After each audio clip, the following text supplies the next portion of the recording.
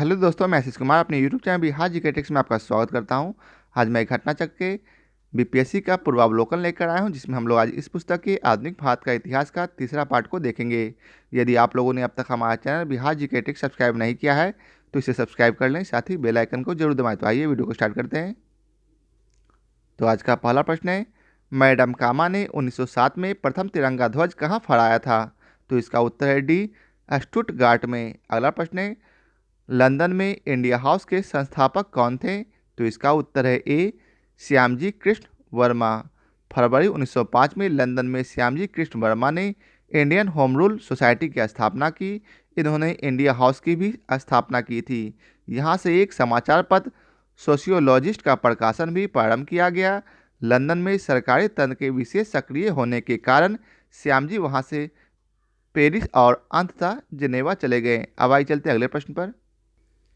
अगला प्रश्न है, बंग भंग के बाद कौन सा आंदोलन शुरू हुआ था? तो इसका उत्तर है बी, स्वदेशी आंदोलन। ब्रिटिश सरकार ने 20 जुलाई 1905 को बंगाल विभाजन के निर्णय की घोषणा कर दी।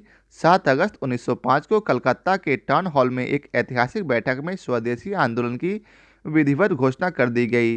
इसमें ऐतिहासिक बहिष्कार प्रस्ताव पारित हुआ। इसी के बाद से बंगाल के विभिन्न क्षेत्रों में बंग भंग विरोध आंदोलन औपचारिक रूप से एकजुट होकर प्रारंभ हो गया। 16 अक्टूबर 1905 को बंगाल विभाजन प्रारंभ हो गया। अब आइए चलते हैं अगले प्रश्न पर। तो अगला प्रश्न है, लॉर्ड कर्जन द्वारा 1905 में किया गया बंगाल विभाजन किस वर्ष रद्द हुआ? तो इसका उत्तर है ए, 1911। दिसंबर 1911 में ब्रिटिश सम्राट जॉर्ज पंचम और महारानी मैरी के भारत आगमन पर उसके स्वागत हेतु दिल्ली में एक दरबार का आयोजन किया गया। दिल्ली दरबार में ही 12 दिसंबर 1911 को सम्राट ने बंगाल विभाजन को रद्द घोषणा कर दिया। साथ ही कलकत्ता की जगह दिल्ली को भारत की नई राजधानी बनाने जाने की घोषणा की। घोषणा के अनुरूप बंगाल को एक नए प्रांत के रूप में पुनर्गठित किया गया। उड़ीसा तथा बिहार को इससे अलग कर दिया गया। असम को एक नया प्रांत बनाया गया, जैसा कि उसकी स्थिति 1874 ईस्वी में थी, तथा सिलहट को इसमें जोड़ दिया गया। अब आइए चलते हैं अगले प्रश्न पर। तो अगला प्रश्न है, कांग्रेस ने स्वराज प्रस्ताव वर्ष 1905 में पारित किया। प्रस्ताव का उद्देश्य था क्या? तो इसका उत्तर है बी, स्वशासन सुनिश्चित करना। अब इसके विस्तार को देखते हैं।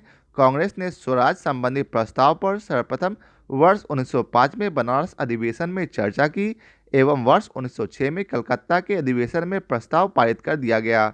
इस प्रस्ताव के साथ स्वदेशी बहिष्कार तथा राष्ट्रीय शिक्षा संबंधी प्रस्ताव भी पारित किए गए हैं। अब आइए चलते हैं अगले प्रश्न पर। अगला प्रश्न है, 20वीं सदी के प्रारंभिक वर्षों में कांग्रेस में विभाजन की प्रक्रिया शुरू हुई। तो इसका उत्तर है डी, उपरोक्त सभी, अर्थात ए, कांग्रेस आंदोलन की रणनीतियों पर, बी, कांग्रेस आंदोलन के उद्देश्यों पर, और सी, कांग्रेस आंदोलन में लोगों की भागीदारी पर। अब आइए चलते हैं अगले प्रश्न पर। अगला प्रश्न है, मुसलमान यदि खुश और संतुष्ट हैं तो भारत में ब्रिटिश सत्ता का महत्तम बचाव होगा। यह किसने लिखा? तो इसका उत्तर है C, W W Hunter. W W Hunter ने अपनी पुस्तक द इंडियन मुसलमान में लिखा था कि मुसलमान यदि खुश और संतुष्ट हैं तो भारत में ब्रिटिश शक्ति का महत्तम बचाव होगा। अगला प्रश्न है, किस वर्ष हिंदुस्तान रिपब्लिकन एसोसिएशन की स्थापना हुई? तो इसका उत्तर है बी, 1924 में। देश में उचित ढंग से क्रांतिकारी आंदोलन का संचालन करने के उद्देश्य से अक्टूबर 1924 में युवा क्रांतिकारियों ने कानपुर में एक सम्मेलन बुलाया था। हिंदुस्तान रिपब्लिकन एसोसिएशन अर्थात HRA नामक क्रांतिकारी संगठन की स्थापना की, जिसके संस्थापक सचिन सान्याल, राम प्रसाद बिस्मिल, जोगेश चंद्र चटर्जी तथा चंद्रशेखर आजाद थे। अब आइए चलते हैं अगले प्रश्न पर। अगला प्रश्न है, बंगाल विभाजन की घोषणा की गई कब? तो इसका उत्तर है ए, 19 जुलाई 1905 को। बंगाल विभाजन का प्रस्ताव 3 दिसंबर 1903 को ब्रिटिश संसद में रखा गया। इसकी औपचारिक घोषणा 20 जुलाई 1905 को की गई। इसका उद्देश्य बंगाल प्रेसिडेंसी में फैले रहे राष्ट्रवाद को विभाजित करने था। बंगाल विभाजन 16 अक्टूबर 1905 को प्रभावी हुआ। इस दिन को रविन्द्रनाथ टैगोर ने रक्षाबंधन के रूप में मनाने की सलाह दी। अगला प्रश्न है, कर्जन वाइली की हत्या के आरोप में किसे मृत्युदंड दिया गया? तो इसका उत्तर है ए, मदनलाल धिंगरा। कर्जन वाइली की हत्या 1 जुलाई 1909 को लंदन में मदनलाल धिंगरा ने गोली मारकर कर दिया। वाइली भारत मंत्री के एक बॉडीगार्ड के रूप में नियुक्त थे। 17 अगस्त 1909 को मदनलाल धिंगरा को फांसी की सजा दी गई। अगला प्रश्न है, मॉन्टेग्यू चेम्सफोर्ड की रिपोर्ट। तो इसका उत्तर है बी, भारत सरकार अधिनियम 1919 का आधार बनी। तत्कालीन भारत सचिव एडविन मॉन्टेग्यू और वाइसराय लॉर्ड चेम्सफोर्ड की रिपोर्ट भारतीय परिषद अधिनियम 1919 का आधार बनी। इस अधिनियम के तहत प्रांतों में पहली बार द्वैध शासन लागू किया गया। अगला प्रश्न है, new lamp for old lake श्रृंखला में सर्वहारा वर्ग के साथ संपर्क से बाहर होने के लिए कांग्रेस की आलोचना की गई थी।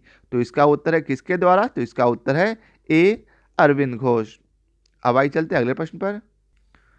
अगला प्रश्न है, काकोरी ट्रेन डकैती कांड में किन क्रांतिकारियों को फांसी की सजा दी गई थी? तो इसका उत्तर है ए, राम प्रसाद बिस्मिल और अशफाक उल्लाह। अगला प्रश्न है, इसके विस्तार को पहले देखते हैं।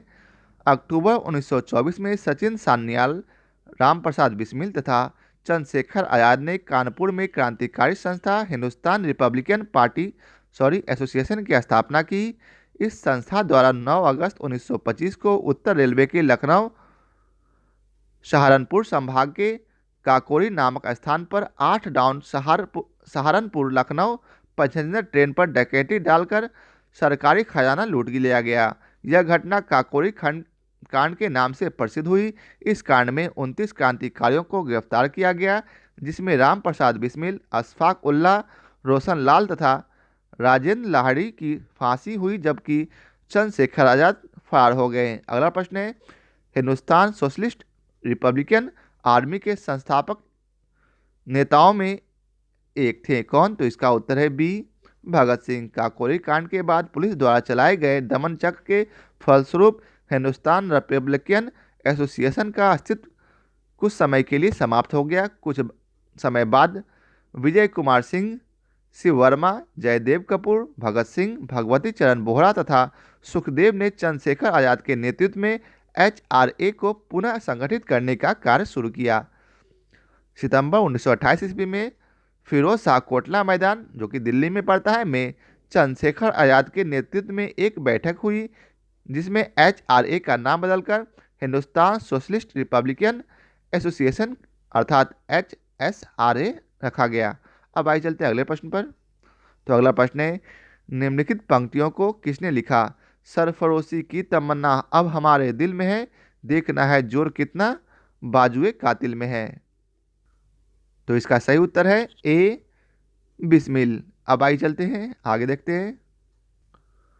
उपर्युक्त गजल की पंक्तियां शायर बिस्मिल अजीमाबादी की थी। बिस्मिल अजीमाबादी का वास्तविक नाम सैयद शाह मोहम्मद हसन था। वो वर्ष 1901 में पटना से 30 किलोमीटर दूर हरदास बिनाहा गांव में पैदा हुए थे। यह गजल उर्दू में लिखी गई थी एवं वर्ष 1922 में काजी अब्दुल गफ्फार की पत्रिका सभा में छपी थी। अब अगला प्रश्न है, इनकलाब जिंदाबाद का नारा किसने दिया? तो इसका उत्तर है सी, भगत सिंह। इनकलाब जिंदाबाद की रचना प्रसिद्ध कवि मोहम्मद इकबाल ने की थी, किंतु पहली बार इसे नारे के रूप में प्रयोग भगत सिंह ने किया था। इन्होंने ही इस नारे को चर्चित बनाया। अब अगला प्रश्न है, भगत सिंह, राजगुरु तथा सुखदेव को कब फांसी दी गई? तो इसका उत्तर है ए, अर्थात 23 मार्च 1931 को। हिंदुस्तान सोशलिस्ट रिपब्लिकन एसोसिएशन के 2 सदस्य भगत सिंह तथा बटुकेश्वर दत्त ने 8 अप्रैल 1929 को केंद्रीय विधानसभा पर बम फेंके। दोनों को गिरफ्तार कर केंद्रीय असेंबली बम कांड के अंतर्गत मुकदमा चलाया गया। बाद में HSRA के अन्य सदस्यों को भी गिरफ्तार कर क्रांतिकारियों के ऊपर लाहौर षड्यंत्र कांड के अंतर्गत मुकदमा चलाया गया। वर्ष 1930 में लाहौर षड्यंत्र कांड का निर्णय आया, जिसमें भगत सिंह, राजगुरु और सुखदेव को फांसी की सजा सुनाई गई। 23 मार्च 1931 को तीनों को फांसी दे दी गई। उसकी फांसी के समाचार से संपूर्ण देश मृत्यु सदृश उदासी में डूब गया। अगला प्रश्न है, सरकार के विरोध में असेंबली में बम फेंकने के समय भगत सिंह की उम्र क्या थी? तो इसका उत्तर है बी, 21 साल से थोड़ा ज़्यादा। भगत सिंह भारत के एक प्रमुख स्वतंत्रता सेनानी क्रांतिकारी थे। उनका जन्म सितंबर 1907 में हुआ था। भगत सिंह तथा बटुकेश्वर दत्त ने 8 अप्रैल 1929 को केंद्रीय विधानसभा में बम फेंका था। इस प्रकार केंद्रीय विधानसभा में बम फेंकने के समय भगत सिंह की उम्र 21 वर्ष से थोड़ा ज़्यादा थी। अब आइए चलते हैं अगले प्रश्न पर।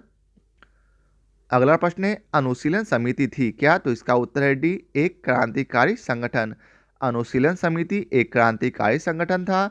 बंगाल में कुल 19 समितियों के होने के प्रमाण मिलते हैं। इसमें वर्ष 1902 में मिदनापुर में ज्ञानेंद्र नाथ बसु द्वारा और कलकत्ता में प्रमथ मित्र, जतिन नाथ बनर्जी, बरीद नाथ घोष, भूपेंद्र नाथ दत्त द्वारा समितियां स्थापित की गई। अरविंद घोष कलकत्ता अनुशीलन समिति के मार्गदर्शक थे। अगला प्रश्न है, चिटगांव शस्त्र छापामारी की योजना बनाई गई थी। तो इसका उत्तर है ए, सूर्यसेन के द्वारा। चिटगांव शस्त्रागार ढाबे को मास्टर दा के नाम से प्रसिद्ध सूर्यसेन ने आयोजित किया था। सूर्यसेन ने बंगाल में इंडियन रिपब्लिकन आर्मी अर्थात IRA की स्थापना की थी। इसके सदस्यों में अनंत सिंह, अंबिका चक्रवर्ती, लोकीनाथ, प्रीतिनता वाडेदर, गणेश घोष, कल्पना दत्त, आनंद गुप्त तथा टेगराबल प्रमुख थे। 18 अप्रैल 1930 को सूर्यसेन ने अंग्रेजों के विरुद्ध युद्ध की घोषणा की। सूर्यसेन के नेतृत्व में IRA के सदस्यों ने चटगांव शस्त्रागार पर आक्रमण कर हथियारों पर कब्जा कर लिया। 22 मई 1930 को IRA के सदस्यों और सेना के बीच संघर्ष हुए, जिसमें 80 सैनिक और 12 क्रांतिकारी मारे गए। 16 फरवरी 1933 को सूर्यसेन को गिरफ्तार कर लिया गया। उसके ऊपर मुकदमा चला तथा 12 जनवरी 1934 को उन्हें फांसी दे दी गई। अगला प्रश्न है, निष्क्रिय विरोध के सिद्धांत का प्रतिपादन किसने किया? तो इसका उत्तर है डी, अरविंद घोष।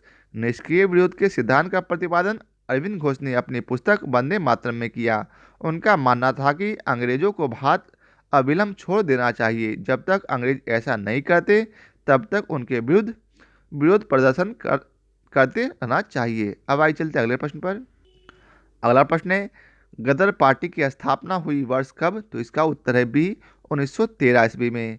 वर्ष 1913 में मोहन सिंह भाकना के नेतृत्व में पोर्टलैंड में Hindustan Association of the Pacific Coast नामक संस्था की स्थापना हुई। इस संस्था ने गदर नामक एक अखबार निकाला, जिससे इस संस्था का नाम भी गदर पार्टी पड़ गया। लाला हरदयाल इस संस्था के मनीषी पथ प्रदर्शक थे। अन्य सदस्यों में रामचंद्र, बरकतुल्ला, रास बिहारी बोस, राजा महेंद्र प्रताप, अब्दुल रहमान, मैडम भिकाजी कामा, भाई परमानंद, करतार सिंह सराभा तथा पंडित काशीराम प्रमुख थे। अब अगला प्रश्न है, गदर कांटी छेड़ने का सबसे महत्वपूर्ण कारण क्या था? तो इसका उत्तर सी, प्रथम महायुद्ध का शुरू होना। स्वदेशी आंदोलन के निष्क्रिय होने से भारतीय राष्ट्रवाद के प्रहरी भी निष्क्रिय हो गए। वर्ष 1914 ईस्वी में अचानक छिड़े प्रथम विश्व युद्ध ने भारतीय राष्ट्रीयता के प्रहरियों को झकझोरा और उन्हें उद्वेलित किया। उस समय यह धारणा प्रचलित थी कि ब्रिटेन पर किसी भी तरह का संकट भारत के हित में है। इसके लिए एक मौका है। इस मौके का कई जगहों पर कई तरह से फायदा उठाया गया। उत्तरी अमेरिका में गदर क्रांतिकारियों और भारत में लोकमान्य तिलक, एनी बेसेंट व उसके स्वदेशी संगठनों ने इस मौके का लाभ उठाया। गदर क्रांतिकारियों ने सशस्त्र संघर्ष के माध्यम से अंग्रेजी हुकूमत को उखाड़ फेंकने का प्रयास किया। अगला प्रश्न है, किसने कहा था स्वराज मेरा जन्मसिद्ध अधिकार है और इसे मैं लेकर रहूंगा? तो इसका उत्तर है डी, बाल गंगाधर तिलक। वर्ष 1906 के बाद भारतीय राजनीति में कांग्रेस के भीतर उग्रवादी दल के उदय के साथ साथ देश में क्रांतिकारी उग्रवादी दलों का आविर्भाव हुआ। 4 प्रमुख कांग्रेसी नेता बाल गंगाधर तिलक, लाला लाजपत राय, बिपिन चंद्रपाल एवं अरविंद घोष ने इस आंदोलन का नेतृत्व किया। इन नेताओं ने स्वराज पार्टी को अलग लक्ष्य बनाया। तिलक ने नारा दिया, स्वराज मेरा जन्मसिद्ध अधिकार है और इसे मैं लेकर रहूंगा। अब आइए चलते अगले प्रश्न पर। अगला प्रश्न है, स्वराज मेरा जन्मसिद्ध अधिकार है और इसे मैं लेकर रहूंगा, यह वक्तव्य किसने संबंधित है? तो इसका उत्तर है सी, बाल गंगाधर तिलक। अगला प्रश्न है, स्वराज आम जनता के लिए होनी चाहिए, केवल वर्गों के लिए नहीं, के प्रसिद्ध सूत्र की घोषणा की किसने? तो इसका उत्तर है बी, सी राजगोपालाचारी ने।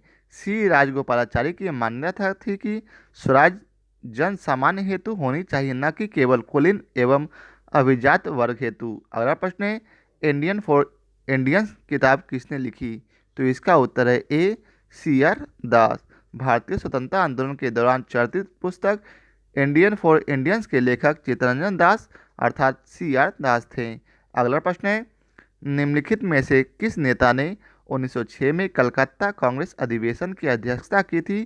तो इसका उत्तर है डी, दादा भाई नौरोजी ने। वर्ष 1906 के कलकत्ता कांग्रेस अधिवेशन के अध्यक्ष पद को लेकर पार्टी के में विभाजन की नौबत आ गई थी, लेकिन दादा भाई नौरोजी के अध्यक्ष बनने से संभावित विभाजन फिलहाल टल गई। दादा भाई नौरोजी को लगभग सभी राष्ट्रवादी एक सच्चा देशभक्त मानते थे। राजनीतिक विचारों से दादा भाई पूर्ण राजभक्त थे। वह समझते थे कि भारत में अंग्रेजी राज से बहुत लाभ है और वह इस साहचर्य के सदा बने रहने में अभिरुचि रखते थे। राष्ट्रीय कांग्रेस के कलकत्ता अधिवेशन में ही पहली बार दादा भाई नौरोजी ने स्वराज की मांग की थी। अगला प्रश्न है, निम्नलिखित में किसने ऑल इंडिया मुस्लिम लीग की स्थापना की थी? तो इसका उत्तर है डी, नवाब सलीमुल्लाह खां। अब अगला प्रश्न है, 1906 में मिंटो से शिमला में मिले मुसलमानों के शिष्टमंडल ने प्रार्थना की क्या? तो इसका उत्तर है ए, मुसलमानों के लिए पृथक निर्वाचन वर्ग। 1 अक्टूबर 1906 को आगा खां के नेतृत्व में मुसलमानों का एक शिष्टमंडल तत्कालीन वायसराय लॉर्ड मिंटो से शिमला में मिला। शिष्टमंडल ने प्रांतीय, केंद्रीय व स्थानीय निकायों में निर्वाचन हेतु मुसलमानों के लिए विशिष्ट स्थिति की मांग की। इस मांग के जवाब में मिंटो ने मुसलमानों को आश्वासन देते हुए कहा कि उनके राजनैतिक अधिकारों और हितों की भारत में रक्षा की जाएगी। अब अगला प्रश्न है, निम्नलिखित में से किसका योगदान होम रूल लीग के स्थापना में नहीं था? तो इसका उत्तर है D, T S Olcott. T S Olcott home rule league से नहीं बल्कि थियोसॉफिकल सोसाइटी से संबंधित थे। तिलक ने अप्रैल 1916 और एनी बेसेंट ने सितंबर 1916 में होम रूल लीग आरंभ किया। एम सुब्रमण्यम अय्यर भी एनी बेसेंट की होम रूल लीग आंदोलन की स्थापना से संबंध थे। अब आइए चलते अगले प्रश्न पर। अगला प्रश्न है, किस अधिवेशन में होम रूल समर्थक अपनी राजनीतिक शक्तियों का सफलतापूर्वक प्रदर्शन कर सके? तो इसका उत्तर है ए, अर्थात कांग्रेस का 1916 का लखनऊ अधिवेशन। 1916 के लखनऊ अधिवेशन में होम रूल लीग के सदस्यों के लिए अपनी ताकत दिखाने का अच्छा मौका था। तिलक के समर्थकों ने तो परंपरा ही बना दी जिस पर कांग्रेस बहुत वर्षों तक टिकी रही। उनके समर्थकों ने लखनऊ पहुंचने के लिए एक ट्रेन आरक्षित की जिसे कुछ लोगों ने कांग्रेस स्पेशल का नाम दिया तो कुछ ने होम रूल स्पेशल कहा। अरुणडेल ने लीग के हर सदस्य से कहा था कि वह लखनऊ अधिवेशन का सदस्य बनने की हर संभव कोशिश करे। अधिवेशन की समाप्ति के तुरंत बाद उसी पंडाल में दोनों होम रूल लोगों की बैठक हुई। उसमें लगभग 1000 प्रतिनिधि भाग लिए। कांग्रेस लीग समझते थे कि समझौते की सराहना की गई। तिलक तथा एनी बेसेंट ने बैठक को संबोधित किया। अब आइए चलते अगले प्रश्न पर। तो अगला प्रश्न है, शिक्षा में सुधार हेतु ब्रिटिश सरकार ने सैडलर विश्वविद्यालय आयोग कब नियुक्त किया? तो इसका उत्तर है बी, 1917 में। सैडलर आयोग शिक्षा से संबंधित था। वर्ष 1917 में सरकार ने कलकत्ता विश्वविद्यालय की संभावनाओं के अध्ययन तथा रिपोर्ट के लिए एक आयोग नियुक्त किया। Doctor M.E. सैडलर जो लीडर्स विश्वविद्यालय के उप कुलपति थे उनके अध्यक्ष नियुक्त किए गए। इस आयोग का यह विचार था कि यदि विश्वविद्यालय शिक्षा का सुधार करना है तो माध्यमिक शिक्षा का सुधार आवश्यक है। इसने वर्ष 1904 के विश्वविद्यालय अधिवेशन की कड़ी निंदा की और यह भी बताया कि इससे कॉलेज तथा विश्वविद्यालय शिक्षा की ठीक समन्वय नहीं हो सकता। अगला प्रश्न है, होम रूल आंदोलन भारत के स्वतंत्रता संग्राम के एक नए चरण के आरंभ का द्योतक था क्योंकि? तो इसका उत्तर है ए अर्थात इसने देश के सामने स्वशासन की एक ठोस योजना रखी। अब आइए चलते अगले प्रश्न पर। अगला प्रश्न है, नोआखली काल में महात्मा गांधी के सचिव कौन थे? तो इसका उत्तर है सी, प्यारेलाल। नोआखली काल में प्यारेलाल महात्मा गांधी के सचिव थे। उनकी बहन डॉक्टर सुशीला नैयर गांधी की व्यक्तिगत चिकित्सक थी। प्यारेलाल ने गांधी जी के दांडी मार्च में भी महत्वपूर्ण भूमिका अदा की। अगला प्रश्न है, निम्न में से महात्मा गांधी का भारत में पहला सत्याग्रह कौन सा था? तो इसका उत्तर है सी, चंपारण। दक्षिण अफ्रीका से 1915 में लौटने के बाद गांधी जी ने भारत में अपना प्रथम सफल सत्याग्रह बिहार के चंपारण जिले में वर्ष 1917 में किया। चंपारण के एक किसान राजकुमार शुक्ल ने गांधी जी से लखनऊ में भेंट की और उनसे चंपारण आने का आग्रह किया। 19वीं सदी के आरंभ में गोरो बागान मालिकों ने चंपारण के किसानों से एक अनुबंध के आधार पर यह विनिश्चित करा लिया था कि उन्हें अपनी जमीन के 3/20वें भूभाग पर नील की खेती करना अनिवार्य है, जिसे तिनकठिया पत्ती के नाम से जाना जाता था। गोरे बागान मालिकों ने किसानों की मजबूरी का फायदा उठाकर उन्हें अनुबंध से मुक्त करने के लिए लगान एवं अन्य गैर कानूनी अखबारों अर्थात करों की दर मनमाने ढंग से बढ़ा दी। किसानों के इसी उत्पीड़न के विरोध में गांधी जी ने चंपारण सत्याग्रह प्रारंभ किया। अब आइए चलते हैं अगले प्रश्न पर। अगला प्रश्न है, किसने यूरोपियन नील बागान मालिकों द्वारा किसानों के शोषण की तरफ गांधी जी का ध्यान आकर्षित किया? तो इसका उत्तर है बी, राजकुमार शुक्ल। राजकुमार शुक्ल ने यूरोपियन नील बागान मालिकों द्वारा किसानों के शोषण की तरफ गांधी जी का ध्यान आकर्षित किया। शुक्ल ने वर्ष 1916 में लखनऊ कांग्रेस अधिवेशन के दौरान गांधी जी से भेंट कर उन्हें चंपारण के किसानों के शोषण की कहानी सुनवाई एवं गांधी जी को चंपारण आने के लिए आमंत्रित किया। अगला प्रश्न है, गांधी जी द्वारा भारत में पहली बार सत्याग्रह आंदोलन बिहार में कहाँ प्रारंभ किया गया? तो इसका उत्तर है डी, चंपारण। उपयुक्त घटनाओं में बिहार में हुए चंपारण सत्याग्रह सर्वप्रथम घटना है। 19वीं सदी के आरंभ में गोरे बागान मालिकों ने चंपारण के किसानों से एक अनुबंध के आधार पर यह विनिश्चित करा लिया था कि उन्हें अपने जीवन के 3/20वें भूभाग में नील की खेती करना अनिवार्य है, जिसे तिनकठिया पत्ती के नाम से जाना जाता था। राजकुमार शुक्ल के आग्रह पर वर्ष 1917 में गांधी जी ने चंपारण सत्याग्रह की शुरुआत की थी। गांधी जी चंपारण आंदोलन के राष्ट्रीय नेता थे। अब अगला प्रश्न है, बिहार के कौन से स्थान में गांधी जी ने अपना प्रथम सत्याग्रह किया था?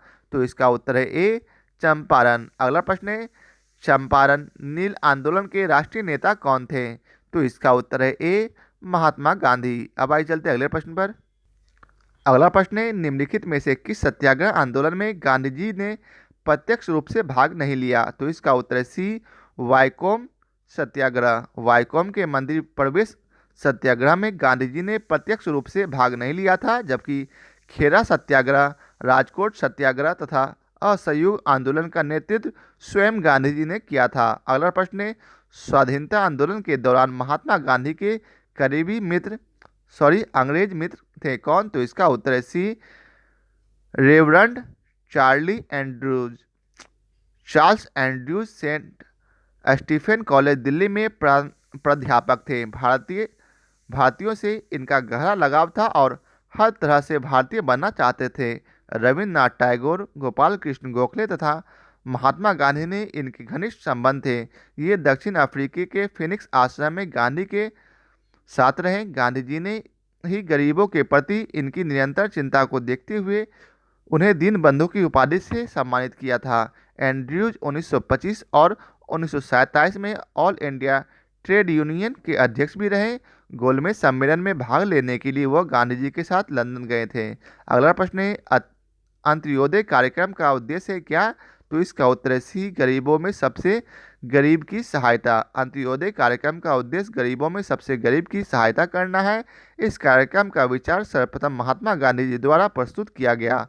इस संदर्भ में गांधी जी जॉन रस्किन की पुस्तक अनटू द लास्ट से प्रभावित थे। अगला प्रश्न है, 1917-18 में अहमदाबाद में गांधी जी द्वारा चलाए गए सत्याग्रह में किसने हिस्सा लिया था? तो इसका उत्तर है बी, औद्योगिक कर्मियों ने। अब आइए चलते हैं अगले प्रश्न पर। अगला प्रश्न है, निम्न उद्योगपतियों में से कौन से व्यक्ति लंबे समय तक एआईसीसी के खजांची रहे तथा सन 1930 में जेल भी गए? तो इसका उत्तर है बी, जमनालाल बजाज। सेठ जमनालाल बजाज गांधी जी के निकट सहयोगियों में से थे। वे भारतीय राष्ट्र कांग्रेस के कोषाध्यक्ष थे। वह वर्ष 1930 में जेल गए। वह ब्रिटिश सरकार द्वारा राय बहादुर की पदवी त्याग कर वर्ष 1921 में असहयोग आंदोलन में भाग लिए। अब अगला प्रश्न है, महात्मा गांधी ने सर्वप्रथम किस किसान आंदोलन में भाग लिया? तो इसका उत्तर है बी, चंपारण। महात्मा गांधी ने सर्वप्रथम चंपारण के किसान आंदोलन का नेतृत्व किया। अब अगला प्रश्न है, गांधी जी का चंपारण सत्याग्रह किससे जुड़ा था? तो इसका उत्तर है बी, तिनकठिया। गांधी जी का चंपारण सत्याग्रह तिनकठिया से जुड़ा था। 19वीं सदी के आरंभ में चंपारण में गोरे बागान मालिकों ने किसानों से एक अनुबंध करा दिया, जिसके तहत किसानों को अपनी जमीन के 3/20वें हिस्से में नील की खेती करना अनिवार्य था। इसे तिनकठिया पत्ती कहते हैं। अब अगला प्रश्न है, चंपारण आंदोलन से कौन से संबंधित नहीं थे? तो इसका उत्तर है डी, जयप्रकाश नारायण। अब आइए चलते हैं अगले प्रश्न पर। अगला प्रश्न है, अखिल भारतीय किसान सभा के प्रथम सत्र की अध्यक्षता किसने की? तो इसका उत्तर है ए, स्वामी सहजानंद। अब आइए इसके विस्तार को देखते हैं। अप्रैल 1936 में लखनऊ में अखिल भारतीय किसान कांग्रेस की स्थापना हुई, जिसका नाम बदलकर अखिल भारतीय किसान सभा कर दिया गया। बिहार प्रांतीय किसान सभा के लड़ाकू संस्थापक स्वामी सहजानंद सरस्वती इसके अध्यक्ष और आंध्र में किसान आंदोलन के अगुवा तथा कृषि क्षेत्र की समस्याओं के विद्वान एनजी रंगा महासचिव चुने गए। फैजपुर में कांग्रेस सत्र के साथ अखिल भारतीय किसान कांग्रेस का भी दूसरा सत्र चला, जिसकी अध्यक्षता एनजी रंगा ने की। अब अगला प्रश्न है, बम्बई में अखिल भारतीय व्यापार संघ कांग्रेस की स्थापना कब हुई? तो इसका उत्तर है ए, सन 1920 को।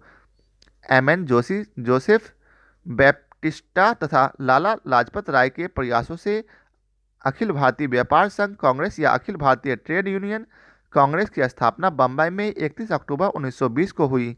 लाला लाजपत राय इसके प्रथम अध्यक्ष और दीवान चमनलाल प्रथम महासचिव थे। अब अगला प्रश्न है, अखिल भारतीय ट्रेड यूनियन कांग्रेस के प्रथम अध्यक्ष थे कौन? तो इसका उत्तर है डी, लाला लाजपत राय। अगला प्रश्न है, कम्युनिस्ट इंटरनेशनल का सदस्य बनने वाला पहला भारतीय कौन था? तो इसका उत्तर है ए, एमएन राय। अगला प्रश्न है, इसके विस्तार को पहले देखते हैं। कम्युनिस्ट इंटरनेशनल की स्थापना मार्च 1919 में व्लादिमीर लेनिन और रूसी पार्टी द्वारा की गई। एमएन राय लेनिन के निमंत्रण पर मॉस्को गए तथा कम्युनिस्ट इंटरनेशनल के सदस्य बने। कम्युनिस्ट इंटरनेशनल के सदस्य बनने वाले वे पहले भारतीय थे। अब आइए चलते हैं अगले प्रश्न पर। अगला प्रश्न है, भारतीय उच्चायुक्त के पद का सृजन किस अधिनियम से हुआ? तो इसका उत्तर है बी, भारत सरकार अधिनियम 1919। भारत सरकार अधिनियम 1919 में भारत सचिव के कार्यभार को कम करने के लिए एक भारतीय उच्चायुक्त की नियुक्ति की गई। इसका कार्य भारत सरकार के लिए अस्त्र शस्त्र और अन्य सामान खरीदना, ठेका देना, व्यापारिक हितों को देखना और इंग्लैंड में पढ़ने वाले भारतीय विद्यार्थियों की देखभाल करना इत्यादि कर्तव्य थे। उच्चायुक्त और उनके सहयोगियों के वेतन का व्यय भारत के साधनों से होना था। अगला प्रश्न है, रॉलेट एक्ट का भारतीय राष्ट्रीय कांग्रेस ने विरोध किया क्योंकि इसका लक्ष्य था क्या? तो इसका उत्तर है ए, व्यक्तिगत स्वतंत्रता को सीमित करना। मार्च 1919 में कांग्रेस केंद्रीय विधान परिषद से पास हुआ विधेयक रॉलेट एक्ट के नाम से जाना गया, जिसके अनुसार अंग्रेजी सरकार जिनको चाहे जब तक चाहे बिना मुकदमा चलाए जेल में बंद रख सकती थी। इस कानून द्वारा व्यक्तिगत स्वतंत्रता को सीमित किया गया था। अगला प्रश्न है, जालियांवाला बाग नरसंहार किस गांधीवादी सत्याग्रह के संबंध में हुआ था? तो इसका उत्तर है बी, रॉलेट सत्याग्रह। अखिल भारतीय राजनीति में गांधी जी का पहला साहसिक कदम रॉलेट एक्ट के विरुद्ध सत्याग्रह था। रॉलेट एक्ट मार्च 1919 में लागू किया गया था, जिसके विरुद्ध गांधी जी ने 6 अप्रैल 1919 को देशव्यापी हड़ताल का आयोजन कराया था। जालियांवाला बाग में 13 अप्रैल 1919 को शांतिपूर्वक जनसभा में लेफ्टिनेंट जनरल डायर ने नरसंहार कराया था। अब आइए चलते अगले प्रश्न पर। अगला प्रश्न है, रॉलेट एक्ट भारत में लागू किया गया था? तो इसका उत्तर है बी, सन 1919 में। भारत में बढ़ रही क्रांतिकारी गतिविधियों को कुचलने के लिए सरकार ने वर्ष 1917 में न्यायाधीश सिडनी रॉलेट की अध्यक्षता में एक समिति गठित की, जिसका उद्देश्य आतंकवादी को कुचलने के लिए एक प्रभावी योजना का निर्णय करना था। इसके सुझाव पर मार्च 1919 में पारित विधेयक रॉलेट एक्ट के नाम से जाना गया। रॉलेट अधिनियम के द्वारा अंग्रेज सरकार जिनको चाहे जब चाहे बिना मुकदमा चलाए जेल में बंद रख सकती थी, इसलिए इस कानून को बिना वकील, बिना अपील तथा बिना दलील का कानून कहा गया। अगला प्रश्न है, जलियांवाला बाग में प्रदर्शन के लिए क्यों लोग जमा हुए थे? तो इसका उत्तर है बी, किचलू तथा सतपाल के बंदी बनने के विरोध में प्रदर्शन करने के लिए। अब आइए इसके विस्तार को पढ़ते हैं। रॉलेट एक्ट के बढ़ते विरोध को देखते हुए सरकार ने गांधी जी तथा कुछ अन्य नेताओं के पंजाब के प्रवेश पर प्रतिबंध लगा दिया। इससे वहां की जनता का आक्रोश बढ़ गया। यह आक्रोश तब और बढ़ गया जब पंजाब के दो लोकप्रिय नेता डॉक्टर सतपाल एवं डॉक्टर किचलू को गिरफ्तार कर लिया गया। इस गिरफ्तारी और रॉलेट एक्ट का विरोध करने के लिए लोगों ने अमृतसर के जलियांवाला बाग में एक विशाल सभा का आयोजन किया। इसी बाग में 13 अप्रैल 1919 को शांतिपूर्वक जनसभा में जनरल डायर ने नरसंहार करवाया था। तो आज के लिए बस इतना ही। आशा करता हूँ आप लोगों को हमारी यह वीडियो पसंद आया हो। यदि आप लोगों को हमारी यह वीडियो पसंद आया हो तो इसे लाइक और शेयर जरूर करें। आज के लिए बहुत बहुत धन्यवाद।